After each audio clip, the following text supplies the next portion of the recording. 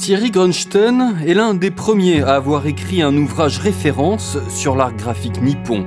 Dès 1990, cet historien du 9e art a en effet décortiqué le manga alors qu'il n'était pas encore en France le succès de librairie que l'on connaît aujourd'hui, car le manga représente dorénavant environ 40% des ventes de BD dans l'Hexagone, et Thierry Grunstein est d'ailleurs le premier surpris de l'ampleur qu'a pu prendre ce phénomène en France. Honnêtement, oui, ça m'étonne. C'était totalement imprévisible.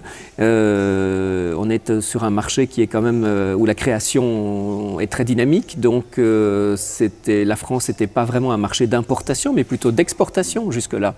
Et puis, tout à coup, voir un tel phénomène et bon, je pense que c'est un phénomène qui, au départ, est essentiellement générationnel. C'est-à-dire qu'il y a tout à coup une littérature qui arrive, auquel les parents ne comprennent absolument rien, et qui permet à des jeunes lecteurs qui, en plus, ont été nourris au dessin animé japonais, de se rallier autour de quelque chose qui leur appartient en propre.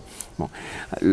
La question qui se pose aujourd'hui, c'est de savoir dans quelle mesure ce phénomène durera plus d'une génération, et d'autre part, si les lecteurs de manga seront aussi des lecteurs de bandes dessinées au sens le plus large, de bandes dessinées franco-belges, de bandes dessinées américaines, de romans graphiques, etc.